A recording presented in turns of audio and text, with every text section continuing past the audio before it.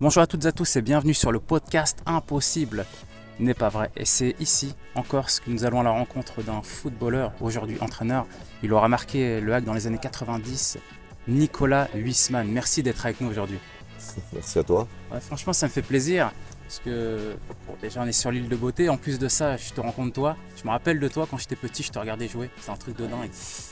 Au REC, au stade des Chazeaux, tu te souviens? Ah oui, très bien. Ah oui. Très très beau souvenir de ce stade, très très beau souvenir de ce public. Voilà, j'ai vécu longtemps là-bas, j'ai fait 4 saisons, donc c'est une période importante de ma carrière. Ouais, le HAC. À l'époque, c'était en D1 en plus. Ouais, on a fait 4 très belles saisons d'air. C'était les années à Jean-Pierre Hurault. On a fait 4 très belles saisons en plus. Non, c'est vraiment des très beaux souvenirs. Et je me souviens de toi également, dernier match que tu es venu au WAC, tu as marqué contre le Real de Madrid. Une belle frappe du gauche. Bah oui, il faut le dire ça aussi. Ça, c'était pour l'inauguration du nouveau stade. Effectivement, ouais, on avait fait un match avec les anciens contre le Real Madrid dans l'inauguration. Effectivement, j'avais eu la chance de marquer de mon meilleur pied, qui était le gauche à l'époque. Il y a des grands joueurs en face, Zizou et compagnie. Ouais, bah, des joueurs avec qui on a démarré, vous savez. On est tous des joueurs, mais il y avait des joueurs qui ont fait une très belle carrière en face, au Real Madrid, pour y jouer.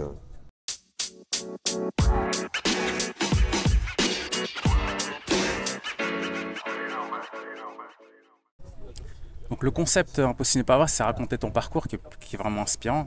Tu as commencé comme joueur, après entraîneur où tu as eu beaucoup de succès. Mais j'aimerais savoir où est-ce que tu as fait tes tout débuts dans le football? Moi, j'ai commencé dans le sport en général. Moi, le sport, c'est une passion. Je suis né de parents profs de sport déjà, donc j'ai baigné dans le sport général, le sport scolaire dans toute ma jeunesse. J'ai commencé par le handball et j'ai effectivement commencé le foot en pupille à l'époque, qui était une catégorie à 12-13 ans. Je n'ai pas commencé le foot à 6-7 ans, j'ai commencé à 13 ans, je crois, ou 14 ans. Et j'ai fait toutes mes classes à Dunkerque en Ligue 2 à l'USLD. Et je suis devenu pro là-bas. Et j'ai fait toutes mes classes là-bas pendant 5-6 ans. Tu as débuté pro très jeune, c'est ça? J'ai débuté à 16 ans et demi, ouais. Mais à l'époque, pour être pro, c'était compliqué, hein. Il fallait faire un nombre de matchs, il fallait vraiment. Tu n'étais pas pro parce que tu savais taper dans un ballon. Aujourd'hui, bon, les clubs signent les joueurs très tôt pour pouvoir les conserver. À l'époque, c'était pas le cas. Justement, à tes débuts, qu'est-ce que tu as mis en place pour arriver pro aussi jeune? Tu avais le talent, mais c'était quoi les valeurs qui sont ressorties de ton parcours? C'est difficile quand tu es jeune. Moi, c'est la passion du ballon, la passion du foot. J'ai été dans une famille, comme je te dis, de sport. Donc le sport pour moi c'était important. La veille de match, on se couchait tôt, on faisait attention, on mangeait bien. On avait une hygiène de vie et on avait envie de réussir. Donc j'étais pas programmé pour être joueur de foot, ça s'est fait naturellement. On vient sur ta carrière maintenant. Tu arrives dans le monde professionnel, 16 ans et demi. On est comment lors de son premier match? Est-ce que tu te souviens de ça? On est un fou, on rentre sur le terrain à la 73e, il y a un ballon qui arrive pied droit alors que je suis gaucher, je frappe de 25 mètres et je me plais de lucarne. Voilà, un truc un peu incroyable contre Caen d'abord d'ailleurs, en Ligue 2, et c'était un moment incroyable. Voilà, on est euphorique, on donne tout, on calcule rien et il se passe ce qui se passe et ça a été merveilleux pour moi. Ouais, c'est des souvenirs de fou. Au niveau, tu arrives. Et comment tu as géré la pression là? Tu gères pas, tu vis. Il n'y a pas de pression à cet âge-là. Tu vis la chose. La pression, elle arrive plus tard quand tu prends conscience des choses, quand tu as une famille, quand il y a des choses qui arrivent. Mais au départ, quand tu es joueur jeune, tu vis ta passion et tu es généreux, tu as des anciens qui sont autour de toi, qui sont bienveillants pour toi, et puis tu y arrives, quoi. Voilà, tout simplement. Il y a pas... La pression, elle n'est pas là. La pression, c'est l'entourage qui te met la pression. Toi, en tant que gamin, tu n'as pas de pression, tu joues. Tu t'amuses. C'est un amusement au départ, c'est pas un métier pour moi. Ouais. Plaisir avant tout. Le plaisir, c'était la passion et le plaisir, c'est toujours ce qui me fait avancer, hein. Dunkerque, donc là tu commandes dans le monde professionnel. Ça se passe plutôt bien. Ensuite, tu es transféré à Metz. Ouais. Comment ça se passe là? Premier transfert déjà, ouais. Il y a un transfert, il y a des sommes d'argent qui sont diverses entre les clubs, tu as des agents qui viennent se mettre, des transferts, tu signes des contrats, tu commences à gagner très bien ta vie. Et puis voilà, quoi. Et puis tu vas dans la première division, en Ligue 1, et puis tu as la chance de côtoyer des grands joueurs comme Cartier, Insberger, des joueurs de Ligue 1 confirmés, d'autres encore. Tu joues avec Gazanovic, tu joues avec des grands joueurs, Énorme, énorme. et puis tu te fonds là-dedans, et puis c'est parti, quoi. Et tu joues tous les matchs, donc tu te dis que tu as de la qualité. Metz, la Ligue 1, le très haut niveau. Est-ce que tu auras une ou deux anecdotes positives à nous raconter? Tu me disais que tu avais joué avec beaucoup de joueurs, parce que toi déjà tu étais un grand joueur, c'est pour ça que tu Mhm. t'es fondu dans la masse.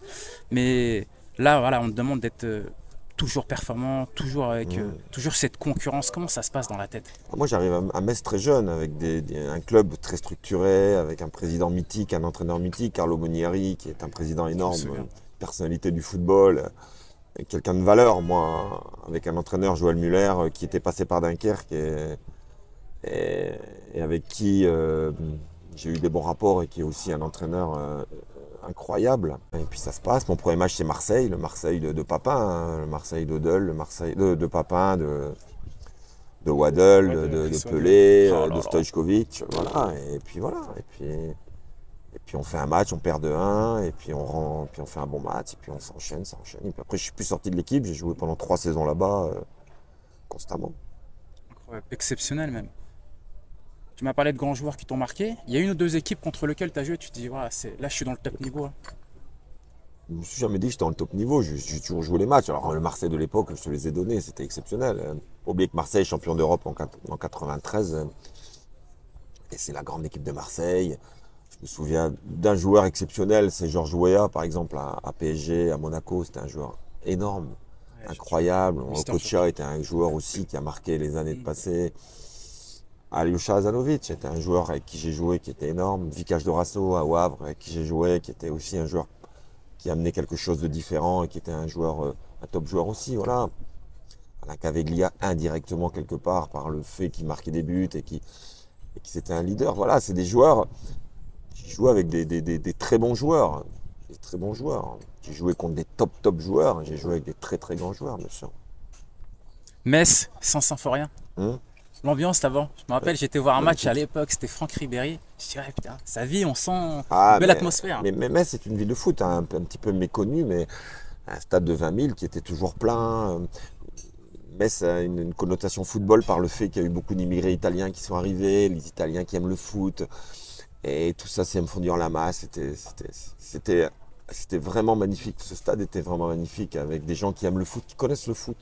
C'est pas des spectateurs, c'est des vrais supporters. Ah, Metz, ça a été 3 ans merveilleux. Mais tous les clubs où je suis passé, il y a eu des histoires qui sont très belles comme ça, avec le public. Et j'ai passé dans des clubs humains, en fait, et c'est ça Mm. On qui le m'a voit, toujours plu. on le voit dans ton parcours, l'humain, c'est très important pour toi. Bah, l'humain est au cœur de ma vie, de ma carrière. Moi, si j'ai pas l'humain, j'ai besoin de partager les choses. Je suis pas quelqu'un d'égoïste. Enfin, je suis peut-être égoïste parce qu'on doit avoir une part d'égoïsme en soi pour pouvoir être heureux, mais j'aime partager, en fait. Metz, 3 saisons, et ensuite Hum, tu reviens en Normandie, hum, Stade Malherbe de Caen. hum.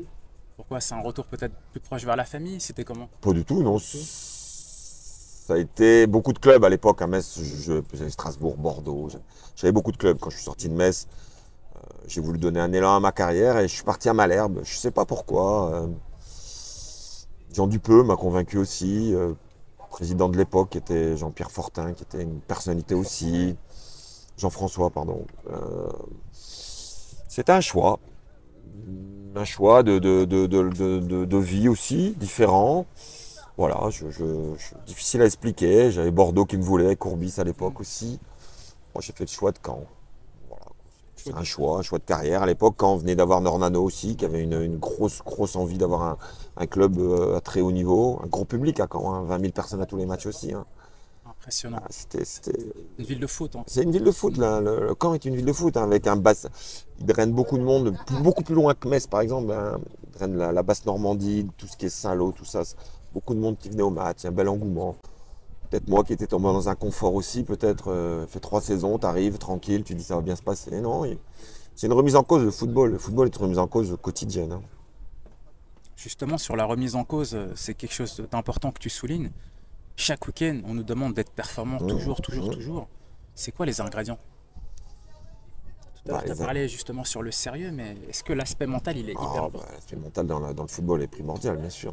Complètement primordial. C'est ce que je te rappelle au départ. Au départ, tu as un très bon joueur, très talentueux, qui n'a pas de mental et qui ne veut pas travailler, avec un joueur qui est moyen, qui a du mental et qui veut travailler. Ne cherche pas celui qui va passer, hein. C'est celui qui a moins de mental et qui est travailleur et qui va passer. C'est lui qui passera à très haut niveau. Très haut niveau. Après, oui, le talent est obligatoire. Mais sans travail ni mental, le haut niveau, tu te fais manger, tu n'y arrives pas. La concurrence est rude quand même. La concurrence, elle est incroyable hein, dans le football. Quand tu vois que dans un centre de formation, le nombre de joueurs qui y sont et le nombre d'élus, rien que là, déjà, tu te dis, alors imagine-toi en club amateur, hein, imagine-toi tous les clubs amateurs qu'il peut y avoir avec le nombre de jeunes qui veulent être professionnels. Et aujourd'hui, le football est un vecteur social, est un vecteur de vie pour toute une famille aussi. Aujourd'hui, c'est devenu un peu trop à mon goût, mais c'est devenu un vecteur social pour une famille complète, hein, hyper important, un ascenseur social qui peut être pris en compte, important aussi dans certaines familles. On le voit aujourd'hui autour des joueurs, même surtout en amateur.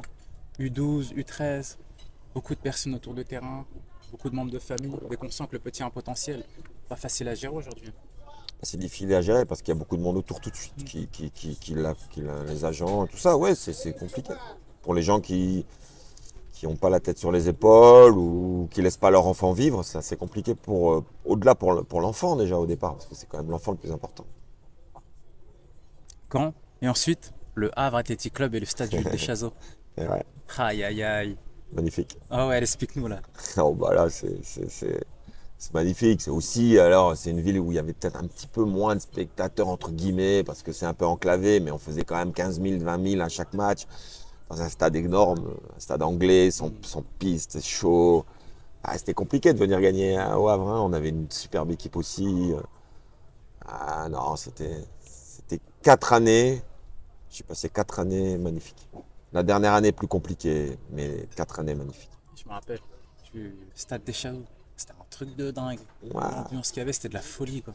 ouais. Et votre équipe était très belle. Différentes équipes. Oui, on Ouais, avait une franchement. belle équipe. On avait des belles équipes, on a eu des entraîneurs intéressants aussi, Denis Troche, Joël Beaujean. On a eu vraiment comment il s'appelle? Il est décédé, Guy David. Ouais, Guy David. Ah, Guy David, c'est Guy David qui m'a convaincu de signer au Havre après Caen. Parce que Guy David, c'était le meilleur ami à Roland Courbis. Et Roland Courbis me voulait à Bordeaux. Et Guy David m'a rencontré. Je me rappelle, on a mangé sur Honfleur, hein, où j'habite, où j'ai toujours une maison d'ailleurs, Magnifique. où j'habitais. Coucou Honfleuret. Parce que ceux-là, je les ai dans mon cœur aussi. Et c'est vrai que Guy David, c'est une personne très humaine. Bon, paix à son âme, il est parti. Mais un passionné de football. J'ai jamais vu un entraîneur aussi passionné de football que lui. Il nous faisait, c'était fou. On avait entraînement à 10 h. Il nous faisait venir à 9 h dans la salle là-haut et on parlait football, des matchs de Coupe d'Europe qu'a vu la veille et tout. Et on commençait l'entraînement à 11 h. C'était incroyable. C'est une personne énorme, énorme. Incroyable, un vrai passionné. Ah oui, un passionné de fou. Ouais. Ouais. Rien que d'en parler, ça me met de l'émotion. Et je rebondis justement en termes de coach. Là, tu me parles de Guy David. Est-ce qu'il y a d'autres coachs qui t'ont marqué dans ta carrière? Bah, Alex Dupont déjà au départ, hein. Alex Dupont, il faut savoir que c'est la personne qui m'a fait sortir de Dunkerque. C'est lui qui m'a fait jouer mon premier match professionnel à 16 ans et demi. Ça a été quelqu'un d'important pour moi. Ensuite, il y a eu Francis Mériqui, qui a été aussi une personne qui a duré dans toute ma carrière, au même titre qu'un garçon comme Joël Muller. Voilà, ces deux coachs-là m'ont accompagné durant toute ma carrière. J'ai toujours eu des relations que j'ai toujours aujourd'hui avec Joël Muller. Tu vois, ça c'est des coachs qui m'ont vraiment marqué. Dans ma carrière, ces trois coachs-là m'ont marqué vraiment, vraiment fortement. Guy David aussi, je te l'ai expliqué, mais Ouais. Guy David, je l'ai eu qu'une année. Donc ça a été un peu moins. Ça a été très fort sur une année, mais j'ai pas eu cette durée. Et puis bon, il est parti. Tout comme Francis est parti. Voilà, c'est des gens qui m'ont accompagné dans ma carrière et dans ma carrière de joueur, et puis dans ma carrière d'entraîneur. Parce que Excellent. j'ai une plus grande carrière d'entraîneur aujourd'hui que joueur, entre guillemets. Justement, carrière d'entraîneur, on en parlera tout à l'heure, mais qu'est-ce qui t'ont apporté au-delà de l'aspect humain? C'était quoi l'aspect tactique, l'aspect technique? C'était quoi les L'humain, autres? c'est l'humain. L'humain, ouais. L'humain, tu peux avoir un entraîneur qui est très fort tactiquement, qui t'amène beaucoup de choses. Mais s'il est inhumain ou s'il n'est pas. Tu vas garder des souvenirs de lui positifs. Mais ce qui reste au fond de toi, dans tes sentiments, dans ton cœur, ça reste l'humain. Et voilà, Joël était un grand entraîneur à tout niveau. Francis était un grand entraîneur à tout niveau. Après, il y a eu des entraîneurs qui étaient plus forts sur le plan émotionnel. Hein. Guy David savait te faire ressortir des choses de toi et aller gagner des matchs un peu parce qu'il allait te chercher des trucs profonds en toi. Tactiquement, c'était très fort. Puis il y a d'autres, c'était différent. Chacun m'a amené, j'ai eu un entraîneur tactiquement très fort qui était Daniel Jean Duc de Lacan, très fort tactiquement. Bon, voilà, après, j'ai joué qu'une année, on a fait une année difficile, on est descendu. Pourtant, tactiquement, c'était très très fort. Le foot, ça peut être sur des détails. Hein. C'est ça. Tu as complètement, t'as défini la chose. Le hack, tu as joué avec Dorasso, tu as joué aussi avec d'autres grands joueurs. Oui, je jouais avec Vikash, bien sûr. Vikash, j'ai joué. Vikash, je l'ai connu petit, grand. Il est arrivé dans l'équipe. Il a joué avec moi 3-4 ans. C'était avant qu'il parte à Lyon. Voilà, c'était un joueur. J'ai joué avec Jean-Christophe Revaux, paix à son âme. Ouais. Pareil, personnalité avec nous. Un gardien énorme. J'ai joué avec Alain, avec Lia. J'ai joué avec Ludovic Paulet, qui est mon ami de toujours et qui restera mon ami à vie. Voilà. Des sacrés joueurs quand même. Hein. Bien sûr, puis d'autres, des grognards, Thierry Huvenard, Jean-Pierre Delaunay, les Havrais, quoi, ceux qui font que le club, ceux qui sont restés quand nous on est partis, qui étaient déjà là avant, qui ont fait un noir. C'est important d'avoir une identité locale dans chaque club. Vikash, Ibrahim Ba à l'époque, Teddy Bertin, mais je peux t'en donner plein. Ouais, t'avais Diawara aussi à l'époque. Les ravagés, c'était des gens énormes, ça. Les deux frères, deux phénomènes sous les... J'ai des souvenirs d'eux, mais des anecdotes et des souvenirs énormes que je garderai pour moi parce que des gens merveilleux. Justement, j'ai fait leur podcast à Djibril et Souleymane. Exceptionnel. Les Souley. Tu as fait Souleymane encore? Si, j'ai fait Souleymane. Et je vais le refaire en vidéo par la suite. Là, j'ai fait l'audio. Impressionnant. C'est des gens, mais c'est des gens, je sais que demain, là, on se voit peu, on se voit pas, on se voit une ou deux fois au téléphone, mais voilà, je sais que quand je le verrai, c'est comme ça. C'est énorme. Ouais, à Metz, j'ai joué avec Robert, j'ai joué avec Cyril Pouget, voilà.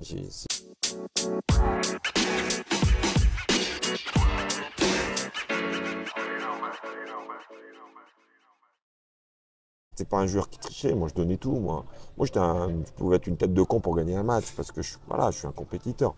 J'ai partagé des souvenirs avec les supporters du Havre, des après-matchs, des avant-matchs, merveilleux. Olivia, merci à elle de tout ce qu'elle fait pour le Havre depuis toute petite, je pense. Hein.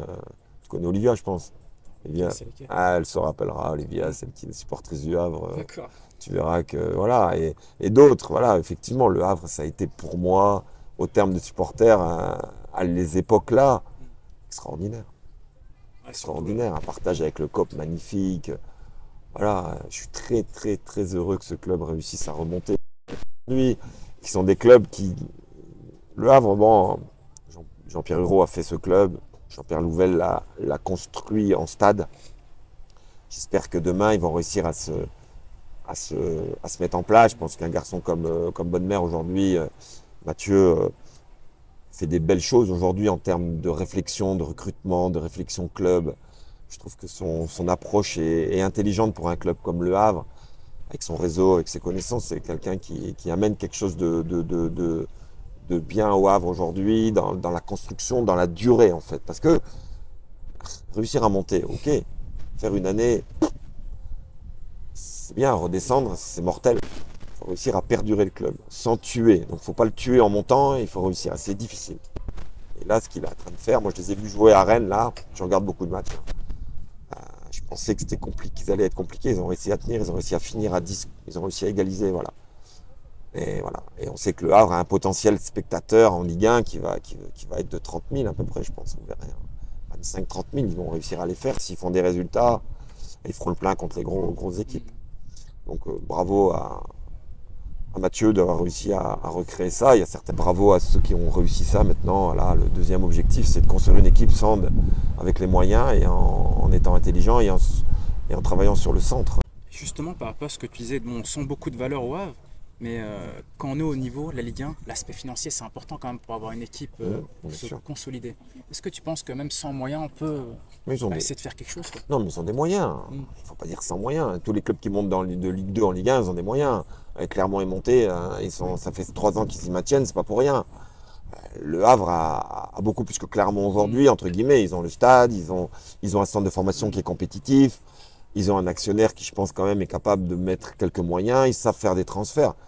Donc je pense que Le Havre aujourd'hui, en ayant la compétence que je vous ai dit de Mathieu aujourd'hui et de ce qui peut se faire autour, certainement le réseau qui se crée et tout, les gens qui sont en place, je pense qu'aujourd'hui Le Havre est en capacité. Les années les plus compliquées, c'est pas forcément la première, c'est la deuxième. S'ils se maintiennent, c'est la deuxième. Parce qu'il y a un peu d'acquis et on pense que il faut faire attention à ça. Et c'est comme toutes les divisions en fait.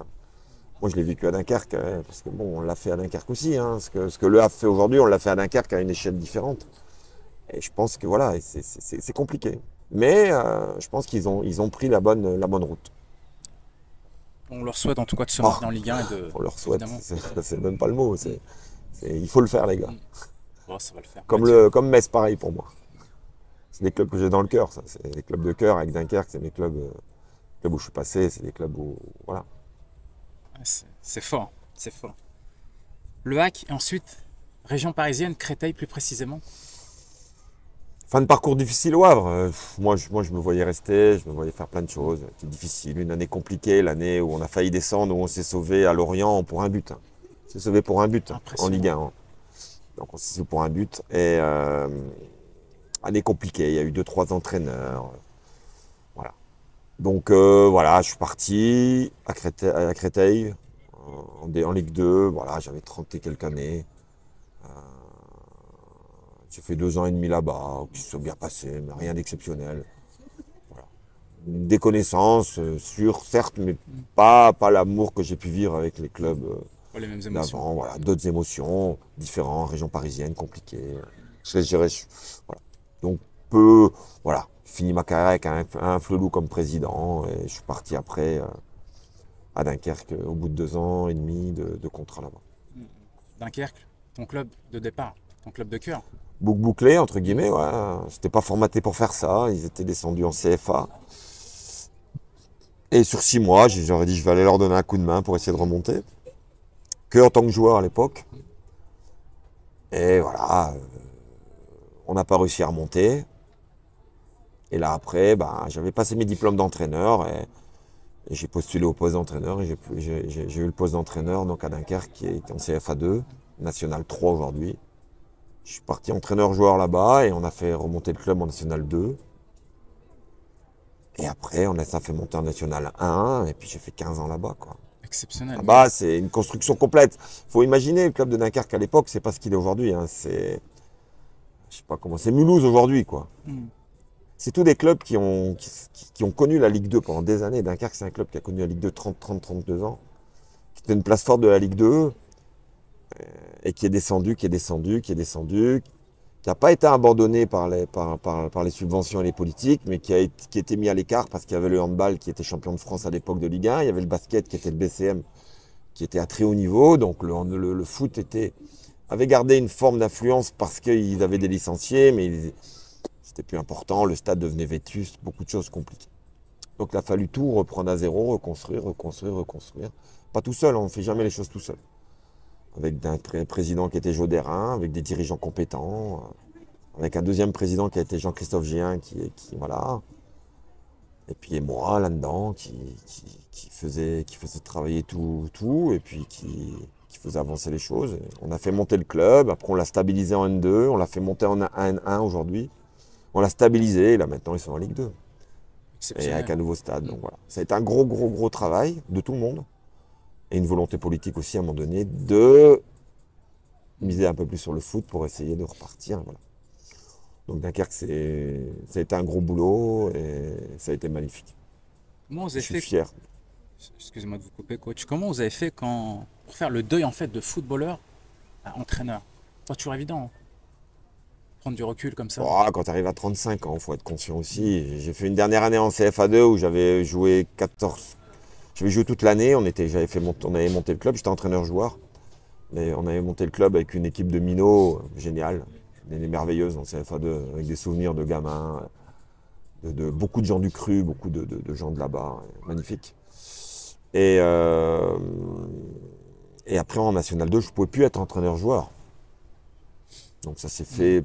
Sinon j'aurais encore joué, parce que j'avais la possibilité de jouer physiquement, j'étais encore très bien. Et donc je ne pouvais plus, donc c'est tout, j'ai pris le poste d'entraîneur. entraîneur, manager général du club. Et puis voilà, et puis c'est tellement de boulot que c'est difficile d'être entraîneur-joueur. L'énergie que tu mets en tant qu'entraîneur pour le mettre en plus en tant que joueur, entraîné et jouer, c'était compliqué. Donc voilà, c'est fait par le biais de règlements. Et là, à Dunkerque, vous avez quand même différents postes. Ouais. Vous nous donner plus de précision parce qu'il faut quand même avoir des larges compétences pour faire ça.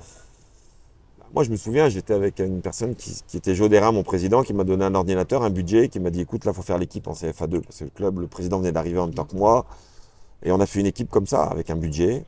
Et on a bossé comme des fous, pas tout seul, hein, avec mon adjoint qui était Frédéric Persoun à l'époque, avec un ou deux dirigeants qui étaient, voilà, avec Joe Derain et un ou deux dirigeants. Et voilà, on est parti là-dessus. Et on a bossé comme des malades, c'est vrai. Mais on était jeunes. On était insouciants, on était partis comme des fous à travailler et on a réussi à construire cette équipe, on est monté et on est monté. Donc on avait l'impression d'être les rois du pétrole, les plus forts du monde, alors que non, on était juste, on avait juste un peu de chance aussi et puis certainement de la compétence. Mais après on a vécu des années un peu plus compliquées en N2 parce que voilà, on apprend notre métier aussi. Moi j'ai appris beaucoup de choses sur le tard, quoi. On a parlé dire le changement entre joueur et entraîneur. Comment vous avez géré dans votre carrière, aussi bien coach que joueur, les moments difficiles? C'est ce qui construit les gens, hein. Dans la vie en général, les gens qui ont peur, l'échec, les échecs, c'est comme ça que tu te construis. Tu ne sont plus sur tes réussites, hein. Tes réussites, ça te voile la face. Les échecs, ça te permet d'avancer. C'est sur tes échecs que tu deviens fort. Si tu gères tes échecs mal, tu réussis pas, mais tes échecs te font avancer. C'est les échecs, c'est les défaites, c'est le fait d'avoir raté quelque chose, d'en être conscient, de retravailler qui fait que tu réussis. C'est comme ça que tu te construis quelqu'un, une personnalité, et tu te construis dans tout, dans la vie de tout le monde aussi. Tes enfants, c'est là-dessus qu'ils se construisent. Toi, tu dois te construire là-dessus. C'est comme ça. Et puis moi, il faut être positif. Moi, je suis quelqu'un qui... Le négatif, tu t'en sers pour être positif. Sinon, tu n'avances pas. Moi, les échecs, c'est merveilleux. C'est pas merveilleux parce que tu dois les surmonter, mais quand tu les as vécus et quand tu les as passés, et quand tu les as reconstruits derrière la chose, tu deviens beaucoup plus fort. Et tu rends les autres plus forts autour de toi. Donc c'est ça qui est pour moi, c'est ça qu'on me parle d'échec. Je veux bien, oui, mais qui n'a pas vécu d'échec dans sa vie? Celui qui n'a pas vécu d'échec dans sa vie, il n'a pas vécu. Alors, c'est là-dessus que tu te construis. Ouais, c'est clair. Les échecs, c'est comme une défaite un week-end, remise en question, on repart. Tu joues un match, il y a un vainqueur, et tout le monde veut gagner, et tout le monde ne gagne pas. Pourquoi il y en a qui gagnent plus que d'autres? Parce qu'ils ont une meilleure équipe, parce qu'ils ont plus d'argent, parce qu'ils sont plus forts, parce qu'ils amènent plus de mental. Je pense que c'est un groupe de travail qui fait gagner. C'est une équipe, c'est ce que tu vas donner comme valeur qui fait que tu gagneras un peu plus. Et l'autre, il travaille aussi. Donc les défaites, ça doit t'amener à réfléchir et essayer de regagner plus, etc. C'est pas forcément un échec, quoi. Ouais. C'est vrai, c'est Potter, coach. Les échecs, ça nous fait avancer, devenir meilleur chaque jour et plus fort. Pour moi, mais je parle pas de foot, parce que le foot, c'est... tu as des échecs toutes les semaines ou des réussites toutes les semaines. Je parle de la vie en général, ta construction de vie. Comment on doit construire un enfant, comment on doit construire les jeunes, comment on doit les construire. On ne doit pas les construire sur la peur, on doit les construire sur le fait qu'un échec, c'est quelque chose qui va se faire rebondir, voilà, etc., quoi. Je vois trop d'éducateurs au bord du terrain défoncer les gosses. C'est pas ça, être un entraîneur et un éducateur de jeunes. C'est construire un jeune, ça se construit à travers l'échec. L'échec, c'est formateur, entre guillemets. C'est vrai, c'est Potter. Moi, j'aimerais qu'on vienne également sur l'équipe nationale, l'équipe de France. On n'en a pas parlé, coach. Et quand même, c'est fort de représenter la France. Oui, j'ai été sélectionné en espoir, sélectionné en jeune. Après, je devais être sélectionné en A à un moment donné. Je me rappelle, c'est Joël Muller et c'est Michel Platini qui était coach à l'époque, qui l'appelle et qui dit, bon, est-ce que tu penses qu'il faut le prendre, etc. Et Joël, il lui a dit, attends un petit peu encore, il est bien, mais attends un petit peu encore. Voilà. Et attendu, c'est comme le train il passe qu'une fois. Mais c'est comme ça, c'est pas une déception, hein, c'est comme ça. Mais voilà, j'ai eu des sélections espoirs, j'ai eu des sélections jeunes, etc. Ouais, bien sûr. Les matchs, certains pays, vous avez joué contre qui? J'ai joué contre l'Italie, j'ai fait le tournoi espoir de Toulon, j'ai fait Cannes, j'ai fait un petit peu, mais pas une carrière comme peut-être J'aurais pu le faire ou pas, mais je ne l'ai pas fait, donc c'est que je ne devais pas le faire. C'est comme ça. C'est fort quand même. Ouais, c'est une carrière.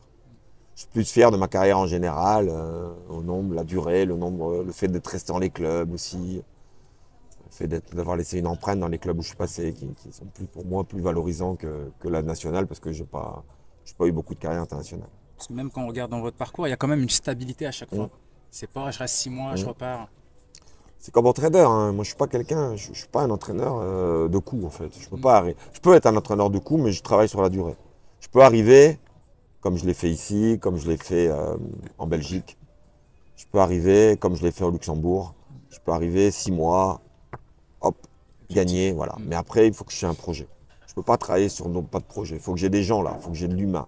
Il faut que j'ai quelqu'un en face de moi avec qui je peux parler, avec qui je peux transmettre mes idées et puis faire avancer le club et le construire. Voilà, je ne peux pas arriver dans un club où il n'y a pas de fond, où il n'y a pas d'humain, où il n'y a pas voilà. Ça, moi, je peux le faire, mais je ne serai pas heureux. Et pour pouvoir donner ce que je suis, il faut que je sois heureux, quoi. L'humain, toujours l'humain. Ouais. Dunkerque, vous restez quand même une quinzaine d'années Ouais, là, avec différents rôles. tout. Et pourquoi vous êtes parti, coach? C'est quand même votre. J'ai été licencié. Ah, c'était fini. Parce que toute histoire a une fin dans bien le sûr, football. ouais. 16 ans, c'est déjà énorme. Il y a eu des divergences, et des gens qui n'ont pas été, pour moi, n'ont pas été corrects. Voilà, c'est tout.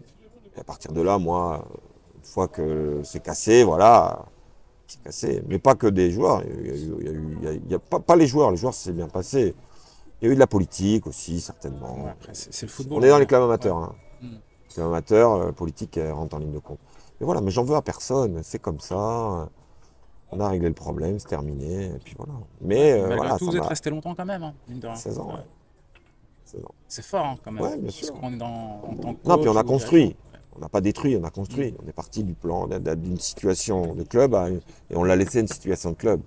Et la situation qu'on a eue, quand je suis parti, le club derrière, il ne s'est pas retrouvé en N2 ou en N3, hein, il s'est retrouvé en Ligue 2. Ça veut dire que le travail qui est fait, c'est ça, c'est important. Le travail qui a été fait par tous les gens, par les bénévoles, par les présidents, par les gens qui étaient là, par les joueurs, ont permis au club d'aller en Ligue 2. Donc ça, c'est merveilleux. Les Voilà, fondations ça, étaient c'est bonnes. ma plus belle réussite. C'est de partir d'un club, même en désaccord, c'est pas grave, ça fait partie du jeu. C'est le foot. Mais de ne pas laisser un club dans une situation compliquée, dans une situation propre, où le club a réussi 2 ans après à monter en Ligue 2, ça veut dire que le club, on ne l'a pas laissé dans des mauvaises conditions. Ça, c'est primordial. Dunkerque et ensuite l'étranger. Et ben ensuite, moi, je ne pouvais pas rester à Dunkerque. Moi, je ne suis pas le genre à m'habiller, à prendre un appartement. Moi, j'habitais à Dunkerque, c'était ma ville. Je ne suis pas quelqu'un qui va rester à côté et puis dénigrer tout le monde. Je ne suis pas quelqu'un d'aigri. Donc, je ne pouvais pas rester là. Je suis parti, j'ai signé en Belgique, au Roy-Fort-Borin. Roy-Fort-Borin, qui est un club qui était en 4e division à l'époque et qui était en difficulté de résultats.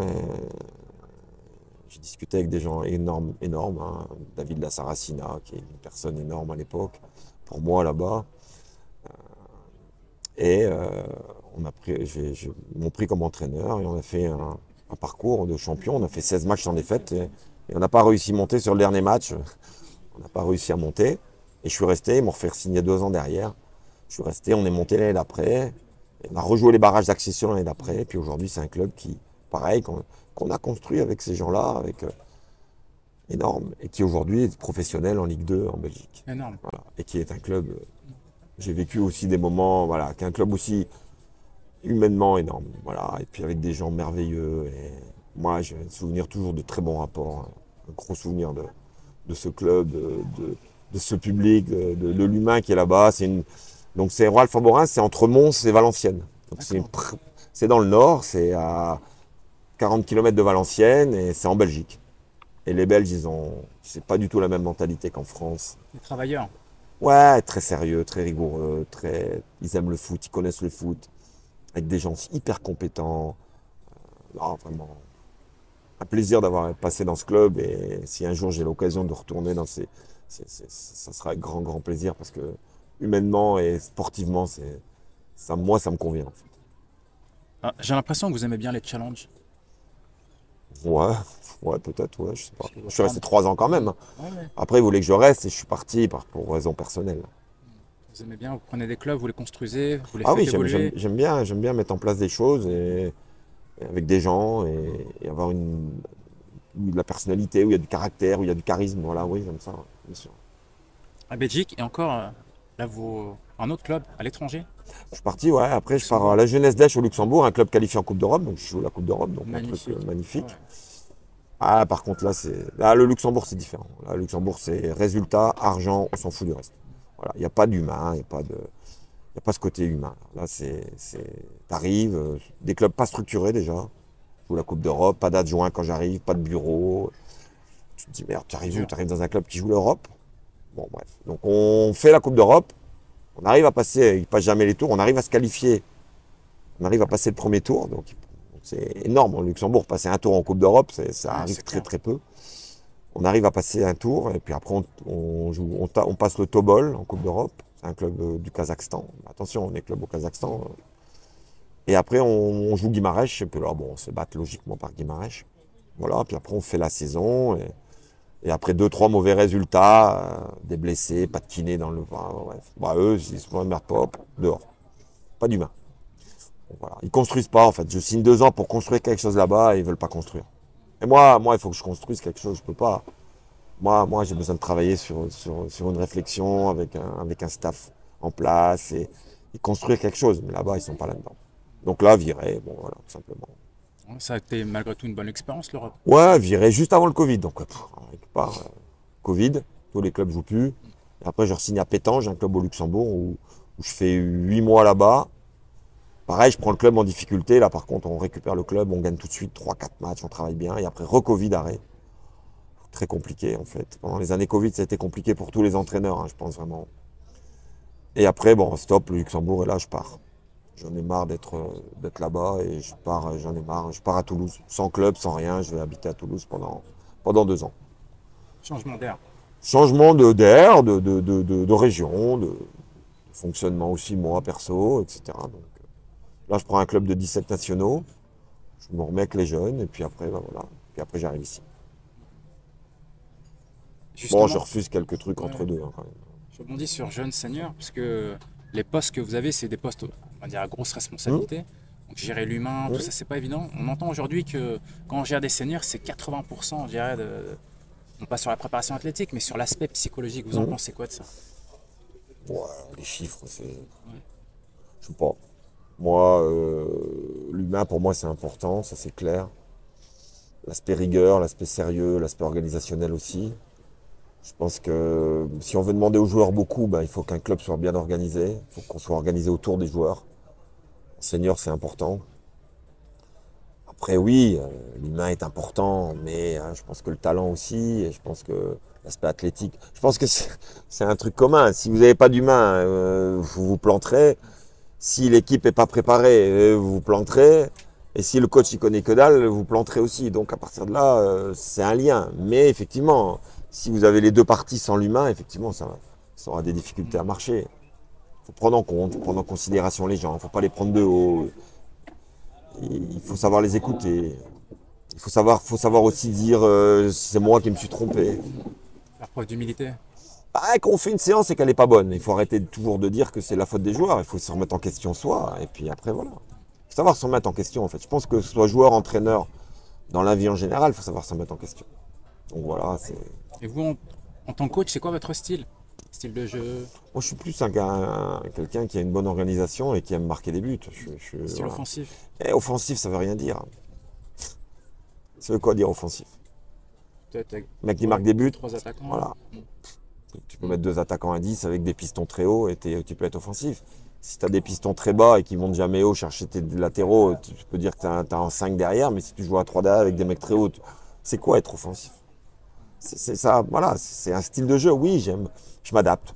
Moi, si à un moment donné, j'ai un adversaire qui va me presser très haut, qui va m'empêcher de repartir de derrière, je vais pas être plus. Si je commence à vouloir repartir de derrière et que je perds tous les ballons, que je prends des buts, je suis offensif parce que je repars de derrière.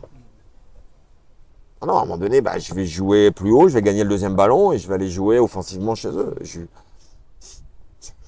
faut savoir avoir aussi les qualités des joueurs que tu as. tu dois t'adapter aussi en amateur comme en professionnel. Je sais pas moi, je vois beaucoup d'équipes, je vois beaucoup d'équipes jouer, je vois la Ligue 2, la Ligue 1, la Nationale, je regarde beaucoup de matchs. Il y a des équipes qui sont très joueurs de nature avec des entraîneurs, des équipes qui le sont moins, des équipes qui contre plus. Voilà, je ne vais pas donner d'exemple parce qu'après ça peut être mal interprété. Après, moi je dis que l'efficacité, c'est ça la clé. La clé d'un résultat, c'est être efficace. Efficacité défensive, offensive, te font que tu gagnes les matchs ou pas. Voilà. Après, moi je suis plus un entraîneur à vocation offensive. J'aime que mon équipe gagne des matchs, j'aime développer. Je prends plus de plaisir à voir un match, j'aime donner de l'émotion. Pour moi, le football, c'est intensité, émotion. Voilà. Intensité, émotion. À la perte, il se passe quelque chose. On met de l'intensité. Et on met des émotions. On crée des émotions. Alors, ça peut être aussi en mettant de l'intensité, en mettant du débit athlétique. Ça peut être parce que l'équipe, elle est défensive, elle s'accroche, elle gagne. Voilà. Elle veut pas prendre de but et tout d'un coup, elle contre, elle donne de l'émotion. Voilà. J'estime que le football, on met de l'intensité et des émotions. Après, voilà, moi, je suis plus offensif. Continue sur la carrière, coach. Ouais. FC Balagne, vous arrivez les dernières. Ouais. Ils sont plutôt bas de tableau et vous arrivez, vous les mettez 4e et en plus de ça, vous gagnez la Coupe de Corse. Exceptionnel. Coupe d'Europe, ici, la Coupe de Corse. Non. Ouais, on a fait une belle année. On a fait une belle année. Mais c'est toujours pareil, c'est pas tout seul. C'est avec des dirigeants qui m'ont fait confiance déjà. Ça a été des dirigeants qui ont été là, qui m'ont accompagné. Le président Navarro, Jean-Christophe Mattei, tous les dirigeants du club. Voilà. On a mis en place quelque chose, on a réussi à travailler et avoir des résultats. On n'a pas toujours été les meilleurs, mais on s'est accroché au début, ça a été difficile. On a fait beaucoup de nuls. On est assis l'équipe sur une base défensive et ensuite, petit à petit, on a construit l'aspect offensif et puis on a fait des résultats. On a effectivement maintenu le club qui était l'objectif et on a eu la petite cerise sur le gâteau qui a été la Coupe de Corse et qui pour eux ici est quelque chose d'important et je suis heureux de l'avoir, pas de l'avoir apporté tout seul, d'avoir apporté avec tous les gens avec moi dans cette configuration. Donc ici c'est très humain ici. On ressent beaucoup de valeur. Voilà, c'est pour ça que voilà, ils ont voulu que je reste et voilà, j'ai accepté leur proposition sur le fait de rester 2 ans ici, au-delà du cadre de vie que vous voyez qui est juste extraordinaire. Il y a un vrai club ici, c'est pas ça toute l'année. Hein. On voit ça, on dit c'est les vacances. Non mais oui, mais si je suis en vacances, je travaille pas. Hein. Non, on travaille tous les jours, on a 2 entraînements par jour, on travaille. Effectivement, on est dans un cadre de vie qui est magnifique. Et ça, c'est aussi quelque chose qui compte dans la vie de quelqu'un. Ouais, c'est clair. Donc là, début de saison, vous remportez le premier match à l'extérieur. Pour une équipe parisienne, c'est quand même pas facile. Hein, non, on a fait un bon début. Voilà, c'est qu'un début. Attention. Attention, on a un nouveau championnat. On était dans le groupe Méditerranée dernière, on est dans le groupe Paris maintenant. C'est un autre championnat, c'est une autre caractéristique d'équipe qu'on va rencontrer. C'est des déplacements différents. C'est certainement des équipes à domicile qui vont jouer différemment aussi contre nous. C'est une adaptation à tout ça. C'est comme ça. Donc on verra. On a juste gagné un match. Voilà, on va se laisser le temps au temps. On arrive vers la fin du podcast, coach. Oui. La première question. Bon, il me reste encore 2. La première question, c'est est-ce que vous aurez peut-être un conseil à donner aux joueurs, aux coachs ou à quelqu'un qui ambitionne d'obtenir un objectif dans la vie? Qu'est-ce que vous pouvez leur dire? Donner un objectif, donner un conseil. Ouais,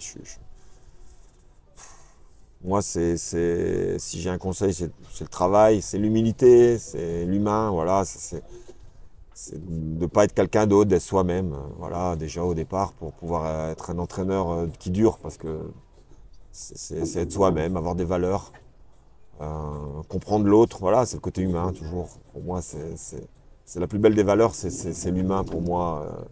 Ce qu'on peut transmettre. Attention, hein, je dis ça parce que j'ai aussi, moi, à un moment donné, dans ma carrière, pensé que j'étais le meilleur du monde et avoir les œillères et ne pas regarder autour de moi et ne pas voir des choses qui se passaient. Et donc, c'est aussi l'expérience de ma vie qui fait aussi ça, quoi.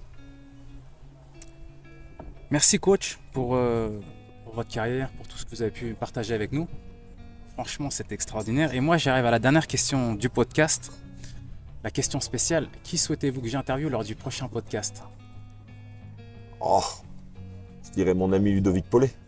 qui est passé par le Havre, comme ça, Impossible à vrai, c'est quelqu'un qui, c'est mon ami. Bon, je vais le contacter avec grand plaisir. Je saurai son numéro avec grand plaisir. Ouais, bah, je vais Ludo, c'est pour toi, tu vois. C'est une personne de grande valeur. bah, Grande valeur. Entraîneur de Dax aujourd'hui en N3. Super. Qui a une carrière aussi d'entraîneur et qui a marqué aussi le Havre, qui a joué en Angleterre, qui a une qui a une belle carrière aussi, qui a joué avec Zizou, qui aura des belles choses à transmettre. Merci coach pour tout. Bonne continuation et bonne saison. Merci à toi. Salut coach.